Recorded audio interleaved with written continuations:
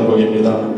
제목은 지극히 높으신 주, 예수님께서 이 땅에 우리를 위해 오시고 부활 승천하셔서 하나님의 교회를 세우시고 그 교회 하나님의 성령을 부어주셔서 하나님의 귀한 일을 사명을 감당하게 하시는 우리 높고 위대하신 주님을 찬양합니다. 우리 예수님을 찬양하는 마음으로 우리 가사를 생각하면서 같이 찬양하겠습니다.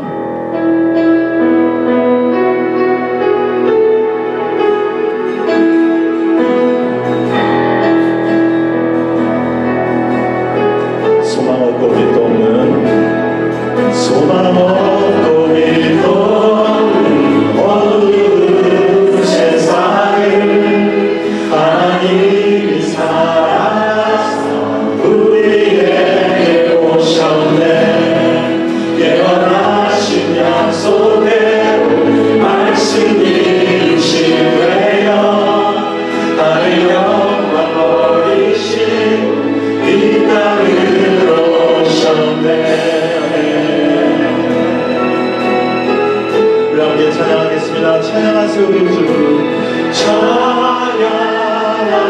찬양하세요 우리 주, 삼위일체 하나님 지극히 높으신 주, 영원토록 찬양합니다.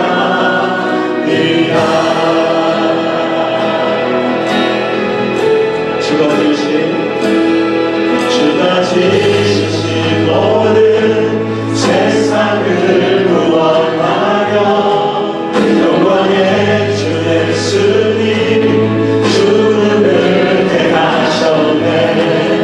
그 고통 속에서도 주의 뜻 기억하사 길을 잃은 우리를 위해 십자가를 지셨네. 우리 주님을 함께 찬양하기 원합니다. 찬양하세요 우리 주, 찬양하세요 우리 주, 삼위일체 하나님 지극히 높으신 주, 영원토록 찬양합니다. 찬양하세요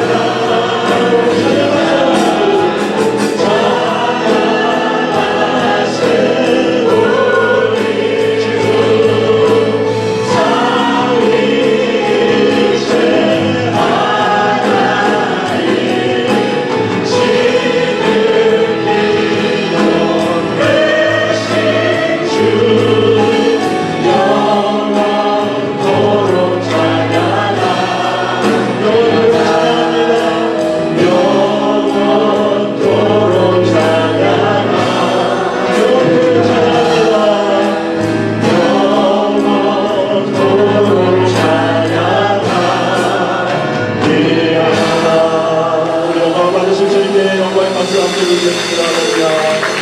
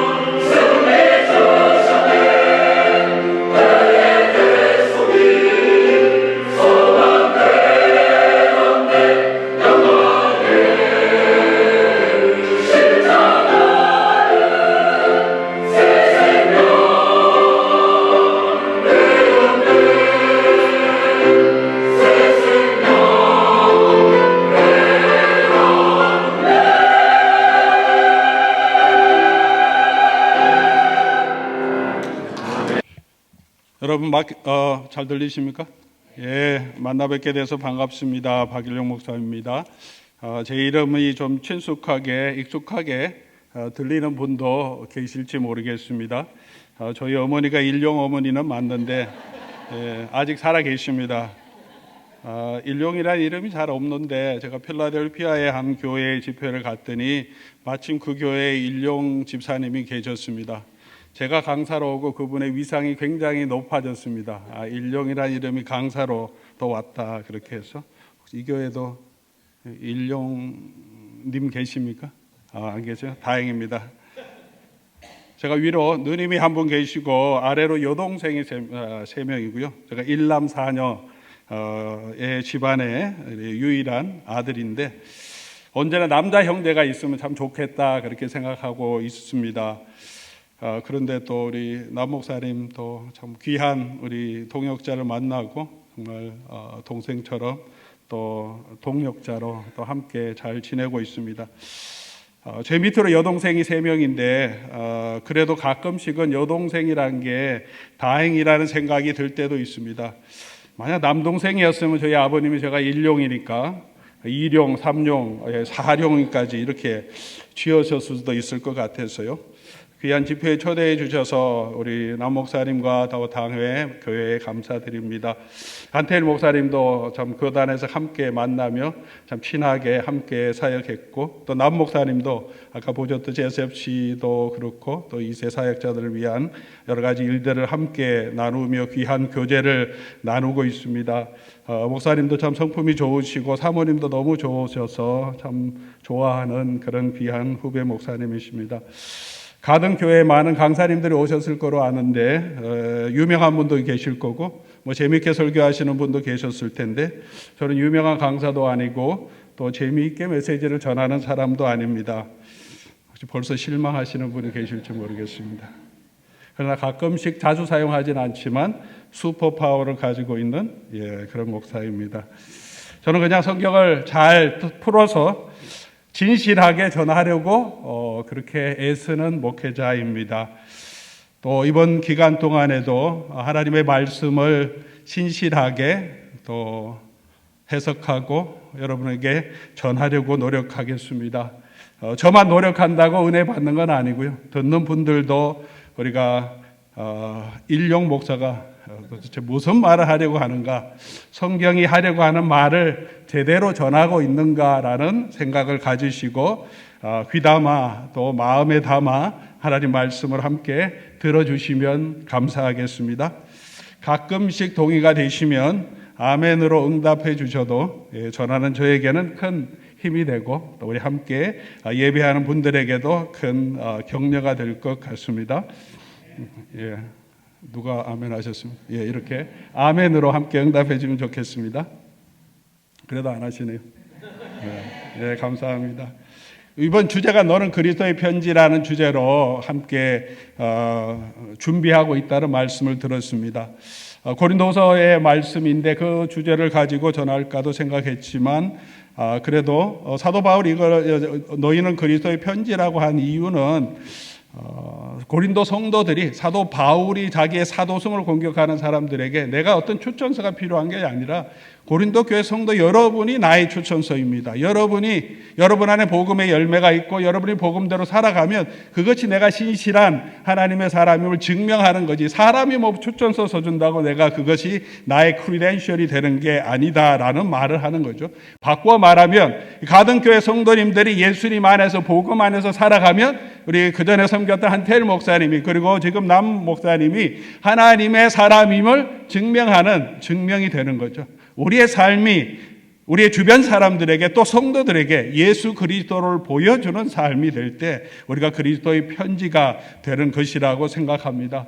우리의 성품, 우리의 말, 우리의 행동, 우리의 자세에 있어서 예수 그리스도의 흔적, 예수님의 필체, 예수님의 손길이 담겨 있는 예수님의 손편지 같은 그런 성도들이 될 수 있기를 주의 이름으로 간절히 소원합니다. 그렇게 되기 위해서 우리가 그런 삶을 살았던 한 인물, 성경 중에 한 인물인 요셉을 우리가 이 시간 5번의 기간 동안에 차례대로 따라가면서 한번 살펴보려고 합니다. 여러 가지 성경 구절을 찾아서 할 수도 있겠지만 지나가니까 그게 기억이 잘 안 나더라고요. 그래서 집중해서 오늘 요셉 창세기 37장부터 나온 요셉의 이야기를 차례대로 다 커버는 못하겠지만 요셉의 삶을 통해서 정말 그리스도의 흔적을 가진 하나님의 이름, 하나님이 함께 하시는 사람이 어떤 사람인지 이 세상 나라 중심에서 정말 사람들에게 요셉은 하나님이 함께하는 사람이라는 것을 보여준 것처럼 우리가 오늘 이 시대에 이 상황에서 우리 교회에서 이 세상에서 우리의 삶의 현장에서 어떻게 우리의 모습을 보고 저 사람은 하나님이 함께 하시는 사람이다. 저 사람 안에는 예수 그리스도가 함께하는 사람이다. 이게 그냥 말하지 않아도 사람들이 볼 수 있는 그런 그리스도의 편지로 설 수 있을지 그 영적인 원리들을 우리 이 창세기를 통해서 요셉의 일생을 통해서 함께 살펴가려고 합니다. 오늘 본문은 요셉이 소개되는 첫 번째 장면이죠. 꿈 이야기를 합니다. 요셉은 그렇게 꿈쟁이다 그런 이름도 별명도 가지고 있습니다. 요셉도 꿈을 꿨고요. 그 다음에 또 꿈꾼 많은 사람들 꿈도 해석해주고 나중에는 바로의 꿈도 나옵니다. 이 꿈 이야기는 그냥 단순한 이야기가 아니라는 것을 우리가 알 수 있습니다. 요셉이 꿈은 어떤 꿈이었습니까? 우리가 오늘 읽었지만 밭에 곡식단을 묶었는데 다시 요셉의 단은 일어서고 형들의 단은 요셉에게 절하는 꿈이다. 그렇게 어려운 꿈은 아니죠. 두 번째 다시 꿈을 꾸었는데 자기 해, 달, 그리고 11별이 있는데 모두가 요셉에게 절하더라. 어머니, 아버지도 그리고 다 자기 형제도 다시 요셉에게 절하는 꿈이었다. 여러분, 이 꿈이 무슨 의미였을까요? 구약 시대에는 아직 하나님의 계시의 말씀이 완성되어 있지 않아서 민수기에도 이러면 하나님께서 때때로는 꿈으로 그에게 말씀하신다, 선지자들에게 말씀하신다라고 말합니다. 지금 이제 계시가 완성되어서 하나님의 계시를 꿈을 통해서 보여주진 않죠. 우리 꿈을 꾸긴 하지만, 그러나 구약 성경에도 구약 시대에도 꿈이 하나님의 계시를 전달하는 주 수단은 아니었습니다. 선지자를 통해서 하나님의 말씀을 분명하게 우리에게 선포해 주셨습니다. 그러나 때때로는 꿈을 통해서 하나님의 계시를 우리에게 보여주기도 하셨습니다.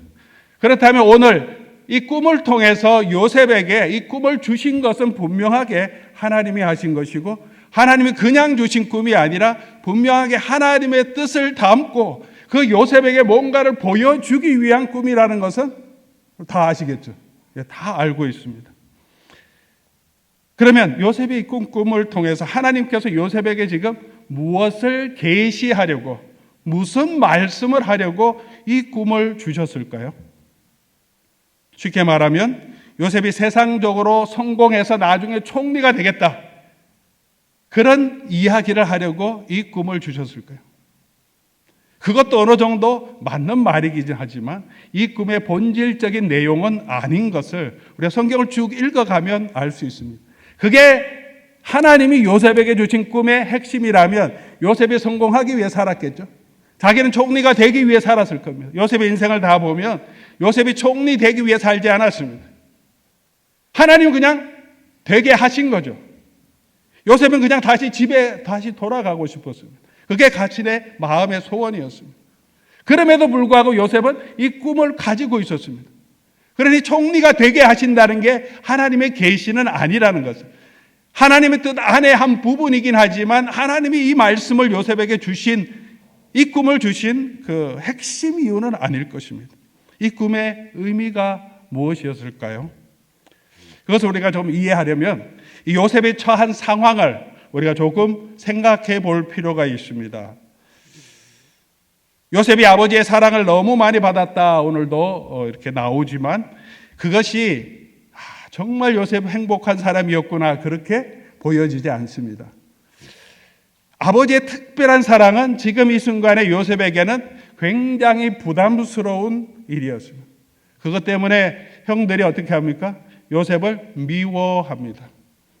아직 사춘기 소년인데 그냥 묻혀서 가면 얼마나 좋습니까? 그런데 특별히 아버지가 사랑해요. 사랑하는 것만도 부담스러운데 그거를 옷을 지어서 아예 입혀놓습니다. 어디로 가든지 저놈은 아버지가 편애하는 사람이야. 위에 형들이 더 많은데 그걸 계속 보여주면서 다녀야 되면, 우리 티네이저 때는 특별히 튀는 것 되게 싫어합니다. 그냥 묻혀가는 걸 되게 좋아하는데 요셉은 그런 부담 가운데 있었습니다. 그런 부담만이 아니라 요셉의 삶을 우리가 쭉 야곱의 일생과 함께 살펴보면 어릴 때 그가 자라난 곳에서 떠나야 했습니다. 그가 태어난 그곳도 그의 원래 고향, 본토가 아니었습니다. 그의 아버지는 그곳에 이민자로 가서 살다가 그곳에도 오래 살지 못하고 떠나서 유랑민으로, 베두인으로, 방랑인으로, 유목민으로 그렇게 떠돌아다니는 삶 가운데 있었습니다. 그 가운데 이 집안이 건강한 가정이었냐 하면 우리가 잘 알듯이 절대 그런 가정이 아니었습니다. 이 어머니들, 어버어머니 3명이가 있고 그 가운데 얼마나 많은 이 부인들 간의 갈등이 많았습니까? 그 가운데 요셉은 제일 어린 나이였어요. 베냐민 태어나기 전에 요셉은 제일 어린 나이였고 10명의 건장한 형들이 있었습니다. 알력이 있는 집안이었습니다. 그런데 요셉이 유일하게 자기를 보호해주고 의지했던 사람이 자기 어머니였을 거예요. 당연히 그렇죠. 그런데 어머니가 길 가다가 어머니가 죽었습니다. 자기 동생을 해산하다가 어머니가 죽어버렸습니다. 어머니 죽었는데 근데 피덩이 같은 동생이 하나 있습니다. 누구도 이 살벌한 집안 환경에서 이들을 보호해 줄 사람이 없어요.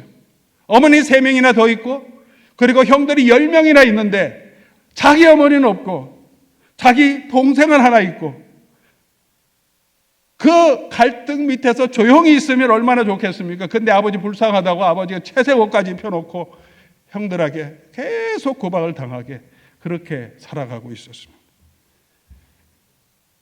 학폭에 시달리는 아이들에 대한 이야기가 가끔씩 뉴스를 통해서 우리가 접하고 있습니다. 선생님들도 또 교직원들도 어떻게 못합니다. 눈앞에서는 안 하는 것 같지만 자기들끼리 있을 때 계속 괴롭히니까 아버지는 모르죠. 따로 있을 때마다 형들이 린치를 하고 미워하고 때리고 협박하고 왕따시키고 매일매일의 삶이 그러했을 것입니다.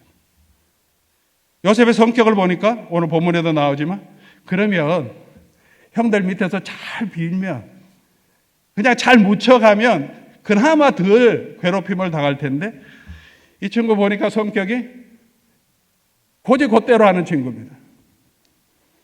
아버지가 형들 뭐 잘하는지 보고 있으라 그러면 형들이 잘못한 거 보면 그냥 덮어주면 될 거 아닙니까? 그거 다 그대로 또 말합니다. 형들이 이렇게 이거는 잘못하더라고. 그런 형들이 더 미워했다.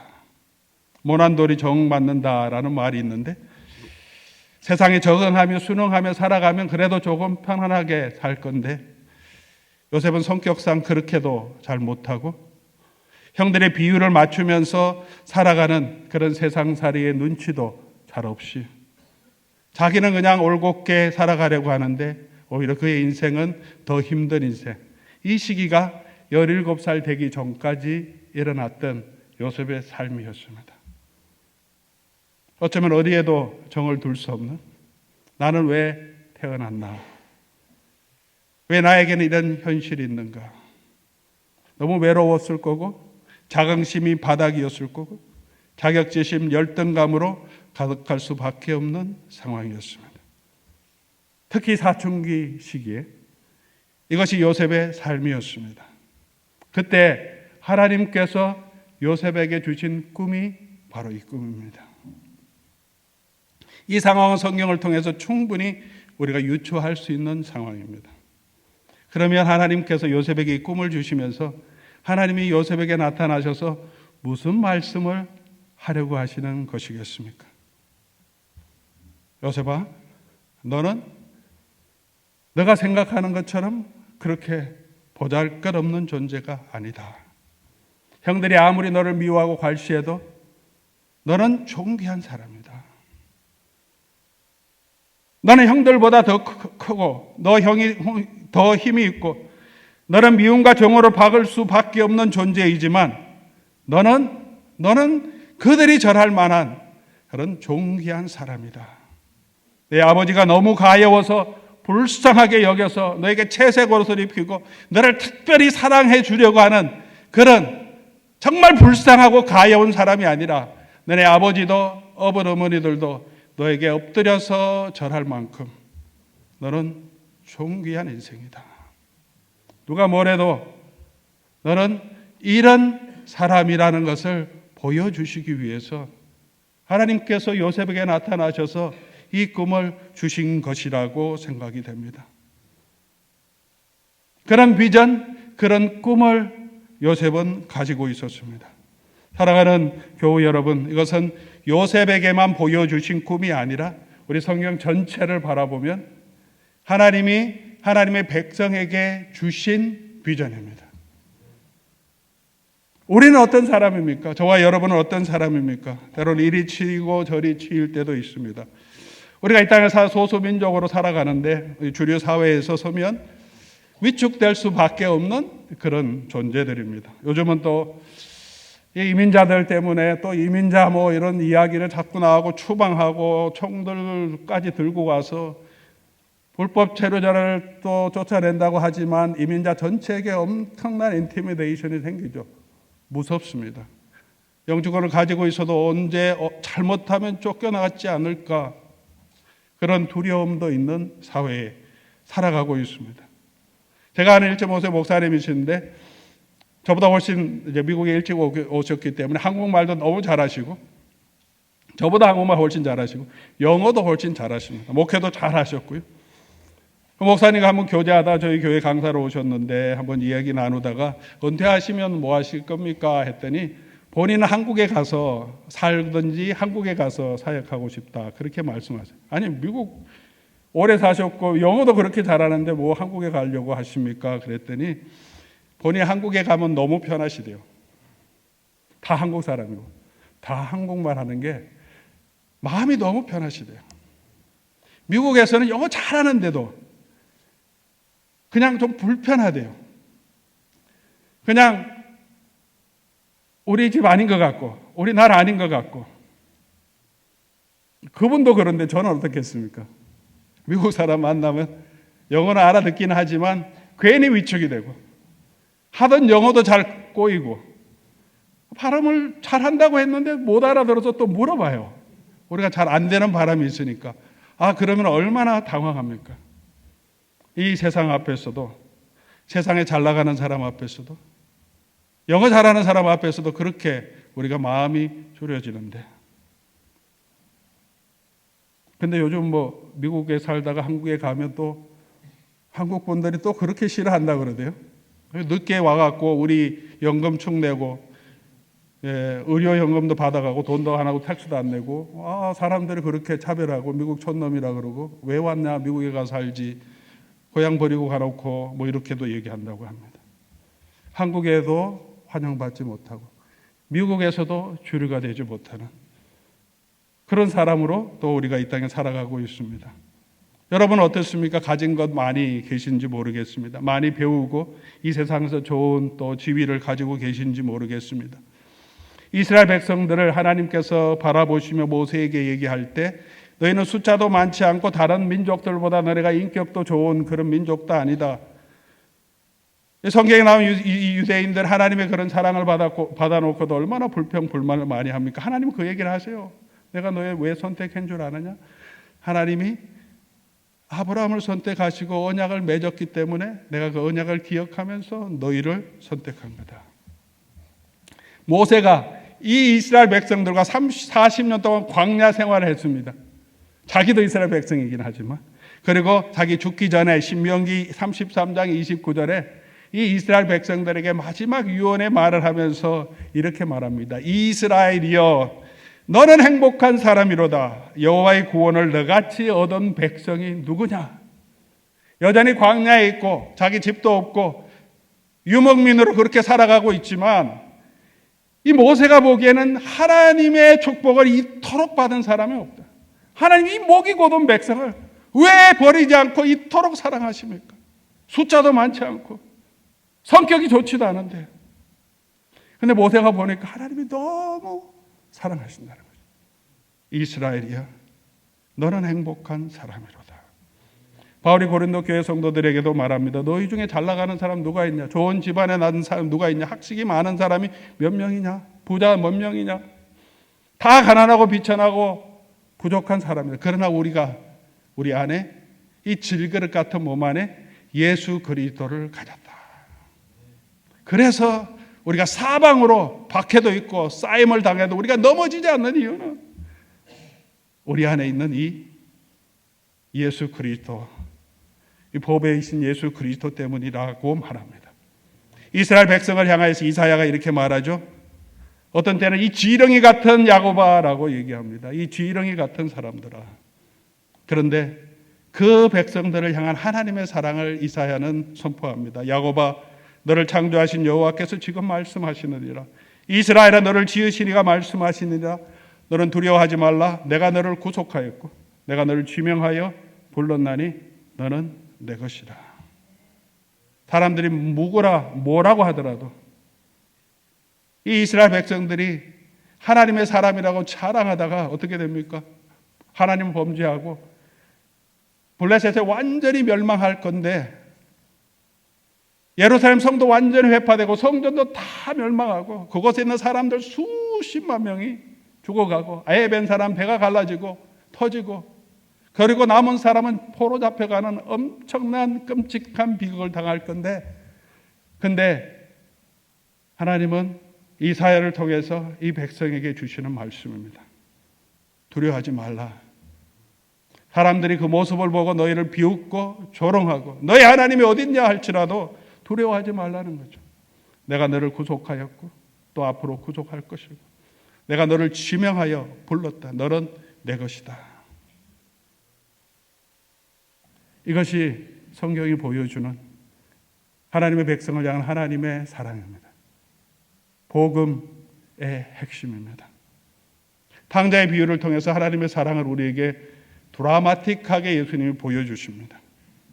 탕자의 비유에 나온 아버지는 일반적인 아버지가 아닙니다. 고대 중동 근동에 있는 아버지의 모습이 아닙니다.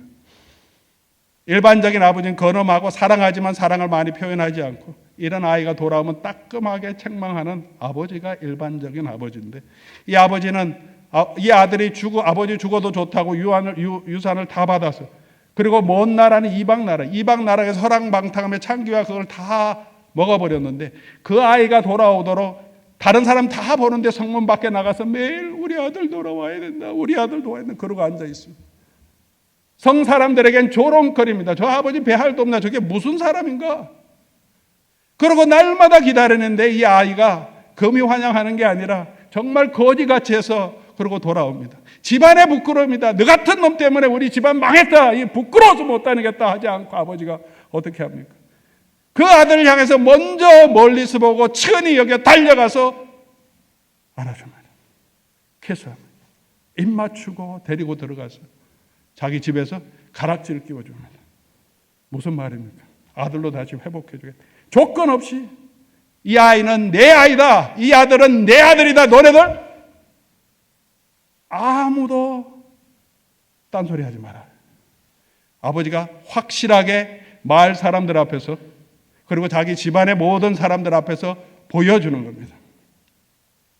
예수님 왜 이 얘기를 하시냐면 하나님의 사랑이 이런 사랑이다. 그 죄인 하나를 구원하시면 하나님이 이렇게 기뻐하신다. 왜 이 얘기를 하시냐 하면 바리새인과 서기관들이 이 죄인들을 향하여서 고백합니다. 너네는 죄인이라고. 세리들을, 예수님께 나오는 그 사람들 막 구박하고 저리 가라고. 예수님 왜 이런 사람과 어울립니까? 라고 마구 구박하니까 예수님이 엄청 속상하셨습니다. 아무리 못나도 자기 자식에 대해서 뭐라고 하면 열받지 않습니까?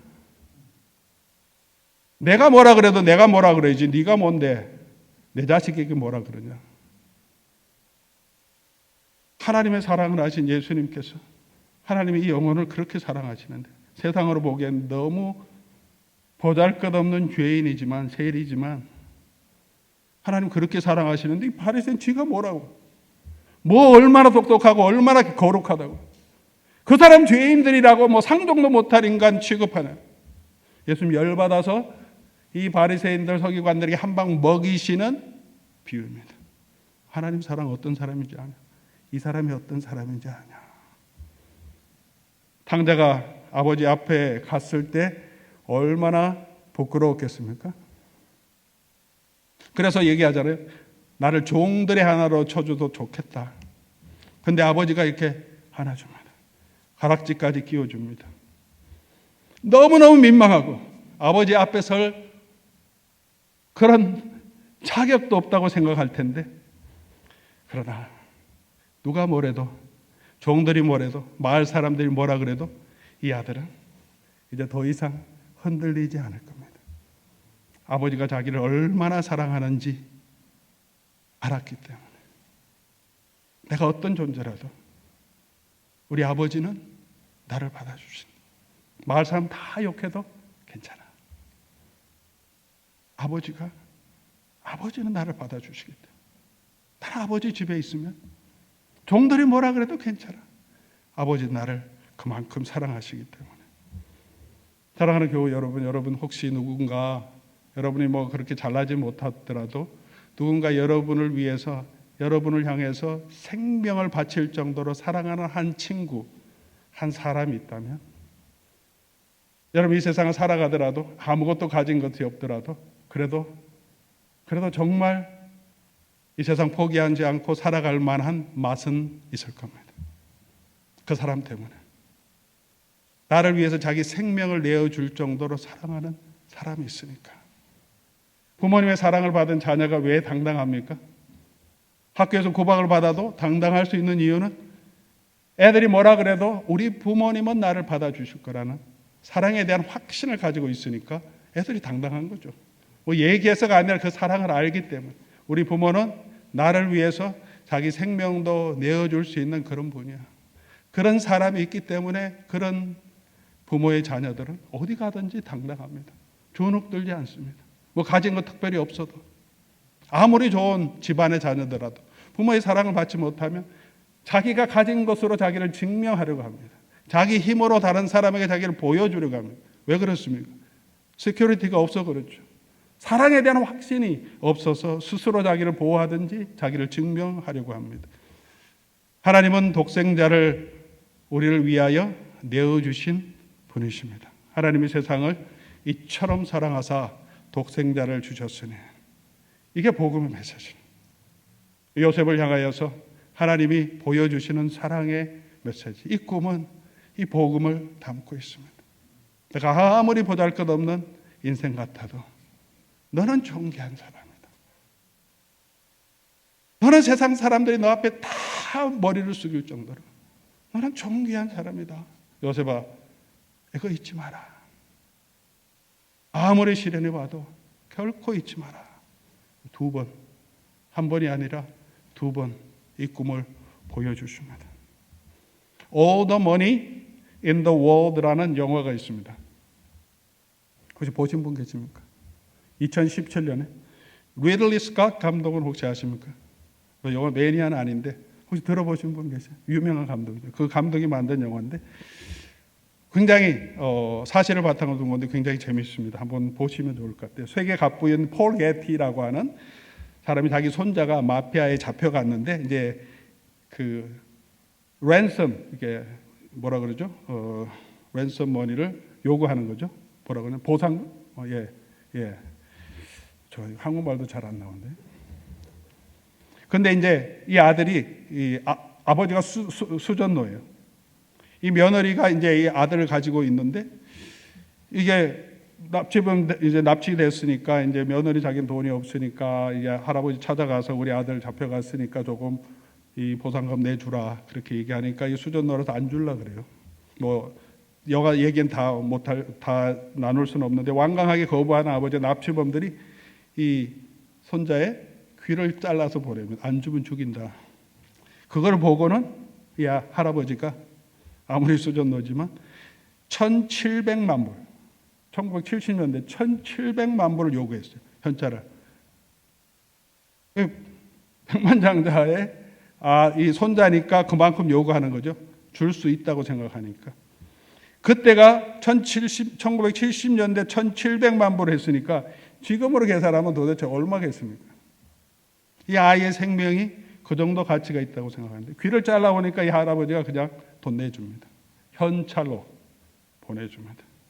그래서 all the money in the world. 이 아들, 이 손자를 구하기 위해서 자기가 가지고 있는 모든 재산을 다 내어줄 수 있다. 그 정도의 가치가 있는 아들이라는 거예요. 손자라는 거죠. 여러분 자녀를 위해서 무엇을 내어주실 수 있습니까?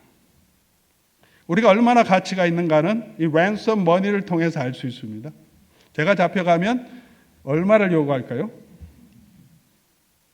뭐 돈이 별로 없으니까 잡아가지도 않겠죠.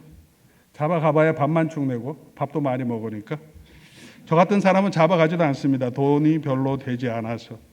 여러분의 가치는 어느 정도일까요? 납치분들이 다 압니다. 이 가치가 있는지 없는지 알고. 그게 우리 가치예요. 누가 잡아갔을 때 얼마를 낼 거냐. 저와 여러분의 가치는 성경적으로 말하면 예수님이 자기 목숨을 랜섬을 대속물로 내어주시고 우리를 구원하셨어요. 우리가 죄와 사망에 팔려갔는데 그걸 구원하기 위해서 지불하신 금액이 이 땅에 있는 모든 돈이 아니라 하나님께서 당신의 아들을 우리를 위하여 내어주셨다. 자, 그러면 계산 한번 해보십시오. 여러분 가치가 얼마 정도의 가치 있는 사람입니까? 장난 같지만 이게 복음의 핵심입니다. 장난이 아니죠. 여러분 가치가 어느 정도인 사람이냐? 여러분 가치가 이 세상에 있는 모든 돈, 빌리어네어의 상속자와 비교할 수 없을 정도로 하나님께서 당신의 아들을 우리를 위하여 대속물로 내어줄 만큼, 예수 그리스도의 생명만큼 너는 귀한 사람이다. 하나님이 세상을 얼만큼 사랑하셨다고? 이처럼 사랑하사. 포 게티의 손자보다 저와 여러분의 이 생명은 비교할 수 없을 만큼 우리는 가치 있는 존재입니다. 사랑하는 교우 여러분, 이게 성경이 우리에게 주시는 하나님의 비전이고 하나님의 꿈입니다. 근데 우리가 세상 앞에서 돈 좀 가지고 있다고, 지위 좀 높다고, 영어 조금 더 잘한다고, 우리보다 키가 좀 크다고, 잘생겼다고, 그런 사람 앞에서 나는 왜 이래, 지지리도 못났나 이러고 하고 있으면 누가 제일 마음 속상하시겠습니까? 하나님 얼마나 속상하시겠습니까? 아니, 당자가 돌아왔는데 아버지가 반지까지 끼워줬는데 또 쫓겨날까 봐 부엌에 가서 막 열심히 일하고, 노예들처럼 밖에 나가서 막 일하고, 동네 사람들을 보면 막 도망가고, 사람 들어오면 막 피하고, 그러고 살아가고 있다면 이 마을에서 아버지 마음이 얼마나 아프겠습니까? 야, 너가 어떤 일 했더라도 나는 너를 인정하고 나는 너를 사랑하고 넌 내 아들이야 얘기했는데 왜 그러고 살아? 당당하게 살아. 너는 내 아들이야. 혹시 파리의 여인이라고 오래된 드라마인데 보셨습니까? 네, 오래된 드라마인데 요즘 드라마는 잘 모르겠었어요. 여러 가지 명대사가 많이 나왔죠. 그 중에 이 주인공이 재벌 2세인데 그냥 일반 여인을 사랑하잖아요. 그래도 이제 한 장면이 있는데 이 재벌 2세 파리에 막 데려가서 이 여자를 자랑하고 싶어서. 근데 이 남자가 없는 동안에 이 재벌 2세들이 이 별것 아닌 여자들을 막 희롱하고 놀립니다. 너무 속상해서 울면서 나가요. 그거 나중에 알고는 이 사람이 와갖고 그냥 다른 애들 때리고 막 나간 여자를 찾으라고 막 찾아가면서 유명한 명대사 그때 나오죠. 이 사람은 내 사람이라고 왜 말을 못해? 왜 당당하게 말 못하냐고. 이 제일 돈 많은 이 재벌 2세 내가 그 사랑하는 사람이다. 이 사람 내 사람이다. 그 사람이 나를 데려왔다. 왜 당당하게 말을 못해? 속상해서 그러죠. 하나님 우리를 바라보면서 야, 너가 하나님의 자녀라고 왜 이 세상 사람 앞에서 말을 못해? 나는 하나님의 자녀다고 왜 말을 못하냐? 하나님이 가진 모든 것들, 예수 그리스도의 생명을 우리를 위해서 내어주시고 우리를 구원해 준 사람인데 세상에 가진 그게 뭐가 대단하다고 그 사람들 앞에서 그렇게 졸고 그거 없어서 나는 비참하다고 생각하고 나는 지질이 복도 없는 사람이라고 생각하고 그러고 살아가냐? 그래서 하나님 마음이 얼마나 안타까우시겠습니까? 또 다른 드라마 얘기해야 되는데 미스터 선샤인 보셨어요? 안 보셔요? 이분은 성경만 읽으세요? 아니면 보셨는데 얘기를 안 하신다. 아직도 넷플릭스에 있어요. 저희 친구가 이제 카나디안 아메리카라고 결혼했는데 완전 캐나디안, typical Dutch 캐나디안이고 아메리칸인데요. 미스터 선샤인 보고 얼마나 좋아하는지 모릅니다, 여러분. 너무 재밌는 드라마고 약간 언리얼한 부분도 있지만 이 사랑, 그다음에 사명 뭐 이런 것에 대해서 많은 얘기를 하죠. 주인공이 누구죠? 남자 주인공이 김병현이 주인공이었죠. 모르시는 분은 그냥 듣고 계세요. 나중에 한번 보십시오. 극중의 이름이 뭐냐 하면 유진이었어요. 제가 이거 보면서 제일 제 마음에 다가왔던 건데요. 이 아이가 조선 말에 노예로 태어났죠. 노예 아들이었어요. 그런데 어머니가 너무 예쁘게 생겨서 주인이 희롱하려고 해요. 그래서 그거 희롱 당하지 않으려고 야간 도주를 합니다. 그러다 잡혀요. 그래서 엄청 아버지는 맞다가 맞아 죽고, 어머니는 다 맞아 죽게 생겼으니까 그 주인 아내를 협박하고 아들 도망가게 하고는, 그리고 우물 속에 투신해서 죽습니다. 그리고 이 아이는 도망자가 되어서 자기를 노예가 쫓기는 사람한테 도망 다니다가 결국은 미국 선교사님 도와주는 사람에 의해서 미국 선교사님들에게 구출돼서 미국으로 갑니다. 그런 이야기입니다. 미국 가서 이제 미국 군인이 돼요. 조선 말에 미국 군인 돼가 갖고 이제 파병 와서 이제 한국에 왔 거예요. 한국에 왔는데 이제 이 사람의 위치가 미국 사람도 아니에요. 미국 사람도 미국 사람 인정하지 않고, 한국에 와니까 한국 사람도 한국으로 인정하지 않는 중간인으로 살아가는 모습을 보여줍니다. 또 한국 사람은 옛날 노예 자식들이라고 해서 편견도 여전히 가지고 있습니다. 자기의 힘으로 자기 어머니를, 자기 아버지를 죽였던 사람을 지금은 복수할 수 있습니다. 복수의 화신이 될 수도 있습니다. 자기 힘으로 술과 여인을 탐하며 인생을 즐길 수도 있습니다. 권력으로 사람 앞에 군림할 수도 있었습니다. 그런데 그렇게 하지 않습니다. 그렇게 하지 않은 아주 중요한 이유 중에 하나가, 이 드라마가 가지고 있는 띠임 중에 하나가 이 아이가 가지고 있는 이름이었죠. 한국 이름이 유진이었는데 미국에 가서 이 요셉이라고 하는 이 양아버지 선교사가 데리고 갔는데, 네 이름 뭐야? 그래서 유진이라 그래요. 유진? 미국에도 그 이름 있는데 그 이름의 뜻이 뭐냐 하면 설명해 주는 부분이 있습니다. 유진이라는 이름은 보배롭고 존귀한 다다른 뜻이다. 너는 유진이다. 그렇게 얘기해 줍니다. 이 선교사의 이름도 요셉입니다. 오늘 우리가 생각하는 분도 요셉. 저 이름도 조셉입니다. 영어로. 이 이름을 기억할 때마다 아마 나는 보배롭고 존귀한 사람이라는 것을, 나는 유진이라는 것을 이 주인공은 계속 생각하면서 그렇게 자기 인생을 복수의 화신으로 내어놓지 않고 사람들 앞에서 당당하게 그렇게 한 사람의 사랑하는 여인을 위해서, 또 조국을 위해서 자기 삶을 드리는 삶을 고귀하고 존귀한 자 유진으로 그렇게 인생을 마칩니다. 남들이 뭐라 그래도 저와 여러분 하나님 앞에서는 고귀하고 존귀한 사람입니다. 우리의 부모가 뭐라 그래도, 우리의 형제들이 우리를 뭐라 그래도, 이 세상 사람들이 우리를 뭐라 그래도 저와 여러분은 고귀하고 존귀한 하나님의 자녀들입니다. 이 세상에 그 어떤 사람 앞에서도 우리가 기죽지 말고 우리가 당당하게 그렇게 살아갈 수 있기를 주의 이름으로 간절히 축원합니다. 사람들이 보는 대로 우리 자신을 바라보고 스스로 위축되지 말았으면 좋겠습니다. 이런 말이 있습니다. 40대가 되면 지식의 평준화가 이루어지고요.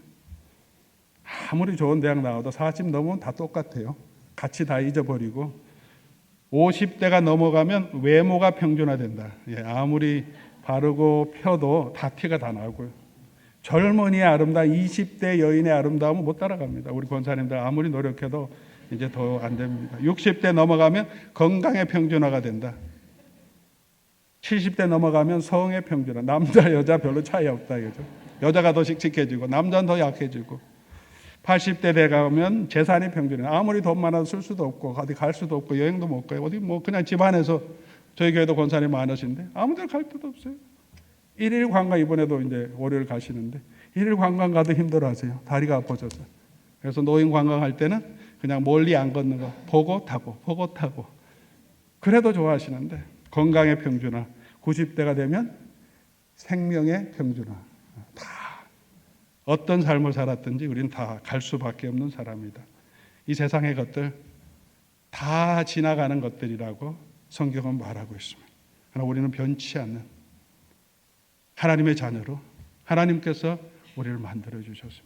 다 지나가고 나면 누가 가장 존귀하게, 누가 가장 고귀하게 이 세상 끝에 드러나겠습니까? 하나님의 이 사랑을 받은 하나님의 자녀들은 이 하나님의 나라에서 우리가 보배롭고 존귀하게 드러날 것입니다. 이 꿈을 꾸고 요셉은 어떻게 했습니까? 오늘 말씀을 마무리하려고 합니다. 이 꿈을 가진 요셉이 어떻게 했습니까? 하나님이 두 가지 꿈을 보여주셨는데 이 꿈을 가지고 이 꿈을 보고 요셉이 어떻게 합니까? 6절 말씀 보니까 요셉이 그들에게 청하건대 내 꿈을 들으시오. 형들에게 얘기합니다. 내가 이런 꿈을 꾸었다. 눈치가 조금만 있으면 자기 혼자 마음에 가질 텐데 형들에게 얘기합니다. 하나님이 나 이런 사람이래. 형들이 더 미워합니다. 또다시 꿈꿉니다. 또 얘기합니다. 아버지와 아들, 아버지 엄마에게도 그리고 형들에게도 우리가 이런 복을 받은 사람인 것을 우리도 나누어야 합니다. 사람들은 인정하지 않을지라도 비웃을지라도 조롱할지라도 내일 조금 더 이 주제를 이어가서 내일 새벽에 이 꿈을 가진 사람이 어떻게 살아가야 할지 내일 새벽에 말씀드릴 겁니다. 오늘만 듣고 내일 연결이 안 되면 여러분 또 실수할 수 있고 실망할 수 있습니다. 내일 새벽에 꼭 오셔야 이 메시지가 연결됩니다. 오늘 오신 분들 다 오시고 오늘 안 오신 분들도 내일 데리고 오시기 바랍니다. 나눠야 합니다. 우리가 누가 뭐라 그래도 요셉은 계속 꿈 이야기합니다. 그래서 형들이 뭐라 그러죠? 너는 꿈쟁이다. 사람들이 아무도 안 믿어도 사람들이 조롱해도 이게 네가 뭔데? 나는 하나님의 자녀. 나는 하나님의 자녀. 나는 하나님의 사랑받은 하나님의 자녀. 아버지 사랑? 아버지도 어머니도 나에게 절하는 그런 나는 존귀한 사람이야. 그리고 요셉은 이 꿈을 품고 살았습니다. 오늘 11절 말씀 보면 형들은 헛된 소리로 들었는데 아버지 야곱은 마음에 간직해 두었다. 아버지는 이 꿈을 기억하고 있었습니다. 그런데 아버지 야곱만 이 꿈을 기억하고 있었겠습니까? 우리가 스토리를 쭉 요셉이 쭉 읽어가면 42장에 형들을 만났을 때 42장 9절에 이런 말이 나옵니다. 요셉이 꿈에 대해 생각하거늘 17세 우리 노예로 팔려갔다가 형들을 만난 때가 30세에 총리가 되고 7년 동안 풍년이 들고 흉년이 지난 다음에 형들이 만났어요. 20년 넘었어요. 성인이 다 됐습니다. 형들을 만날 때 성경의 기록이 요셉이 자기가 꾼 꿈에 대해서 생각하니 형들이 와서 절하는 거 보고 내 꿈대로 그대로 되네. 꿈을 기억하고 있었습니다. 하나님이 그에게 주신 꿈을 요셉은 품고 살았다는 거죠. 요셉이 형들에게 팔려서 애굽에 갔을 때도 보디발의 집에서 누명을 쓰고 다시 감옥에 갔을 때도 감옥에 가서 이 술 맡은 관원장이 그렇게 간절하게 얘기했는데 자기 좀 생각해달라고 잊어버렸다고 자기가 잊혀졌을 때도 요셉은 이 꿈을 품고 있었습니다. 요셉이 하나님 앞에서 그런 유혹이 있을 때 보디발 아내가 유혹할 때 하나님 앞에서 살아갈 수 있었던 이유가 뭐겠습니까, 여러분? 이 꿈을 가지고 있으니까 자기가 함부로 살 수 없죠. 나는 하나님이 이렇게 보배롭고 존귀한 사람으로 나를 세워주셨는데 내가 어떻게 하나님을 버리고 하나님 앞에 범죄할 수 있을까? 사랑하는 성도 여러분, 세상 사람들이 뭐라고 할지라도 우리가 이 꿈을 가지고 품고 살아가는 저와 여러분 될 수 있기를 바랍니다. 여러분 삶이 제가 자세하게 이렇게 다 알지는 못하겠지만 많이 힘들고 어렵고 또 세상 사람들 앞에서 좀 당당하지 못하는 위축되는 부분도 당연히 많이 있을 것입니다. 교회에서도 나이가 들면 자꾸 이제 일하지도 못하고 또 잊혀지는 것 같은, 자녀들도 다 커서 자기 삶을 바쁘면 자기 자녀들 택해하느라고 부모님은 자꾸 잊혀져 가는 존재가 되어 갈 수도 있습니다. 세상에서도 사람 앞에 여전히 보잘것없는 그런 인생처럼 집에서도 남편 같은 경우에는 집에서도 별로 소용이 없는, 아내도 이제 남편이 필요가 없어요. 은퇴하고 나면 귀찮은 존재. 자녀들도 얘기하지 않고 자기네끼리만 좋다고 얘기하고. 그래서 아내가 어디 나가면 그런 적도 있지 않습니까? 남편이 언제 갈까 미리 애완견 안고 미리 차에 가 있는다고. 저도 약간 그런 걱정이 생기기도 합니다. 제가 귀가 잘 안 들리거든요. 그래서 지금 보청기도 20년째 하고 있는데 제가 이렇게 문제가 많은 목사입니다. 그래도 슈퍼파워가 있는 목사입니다. 가끔씩 쓰지만 자기네끼리 막 얘기해요. 제가 못 알아들으니까, 제가 알아듣게 하려면 너무 짜증이 나니까 제가 물어보면 벌써 그 얘기 다 지나갔어. 얘기도 안 해줘요. 못 듣는 사람의 소름을 좀 이해해달라 그래도 못 알아듣고 계속 물어보는 그 일이 얼마나 짜증나는지 아빠도 좀 이해해. 그렇게 나한테 얘기해요. 얼마나 속상한지. 나이가 들면 더 하겠구나. 난 이 집안에서 외톨이 되겠구나. 그런 마음이 들어요. 그래도 저는 하나님의 존귀한 자녀입니다. 저는 하나님을 사랑합니다. 저희 교회가 힘들어져서 제가 저를 나가라고 그런다 그래도 여전히 교회가 성장하면 하나님의 자녀고, 그렇지 않으면 우리는 하나님의 자녀가 아니겠습니까? 아닌 건 아니지 않습니까? 계속해서 우리가 이 땅을 살아가는 동안에 우리가 이 꿈을 품고 하나님이 우리에게 주신 이 비전을 품고 살아가야 하는 존재입니다. 하나님이 그런 사랑을 주셨기 때문에 사랑하는 우리 교우 여러분, 우리가 이 품을 품고 우리가 이 은혜를 받은 자인 것을 알고 사람들이 뭐라 그래도 당당하게 이 땅을 살아가는 저와 여러분 될 때, 저 사람에게는 하나님이 함께 하시는구나. 저 사람에게는 예수 그리스도의 복음의 능력이 있구나. 내가 알지 못하는, 내가 이해하지 못하는 저 사람이 가지고 있는 어떤 것이 있구나 라는 것을 이 세상에 나타내는 자로 살아갈 줄 믿습니다. 이 은혜를 가지고, 이 꿈을 가지고, 이 비전 가지고 끝까지 흔들리지 말고 당당하게 하나님의 자녀로 살아가는 저와 여러분 될 수 있기를 주님의 이름으로 간절히 소원합니다. 우리 마지막 찬양하면서 우리 마무리하면 좋겠습니다. 우리 너무 잘 아는 찬송이죠. 나 같은 죄인 살리심. 오늘 이 시간 우리는 그 하나님의 사랑을 받을 자격이 아무것도 없는 자였어요.